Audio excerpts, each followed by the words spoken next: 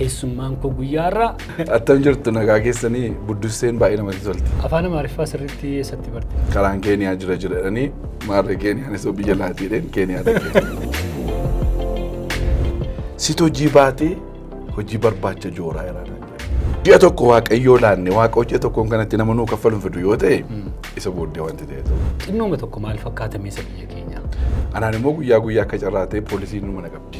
Kaleessa guyyaa kaleessaa nuyi hanna irratti qabamtaniittu jedhee nu gaafatanis. Eeyyee keessaa na buufti malee na ajjeefti jedhee naqee mataa keessa. Taaksii keessa? Taaksii keessa. Asii fuudhanii anarra darbanii asii fuudhu. Of argattee taa'amati. Ayi tun kana see baabura abbaa kootiin daakan ture. Diyaaspooraa baay'een yeroo dhufu duratti bashaabaqa.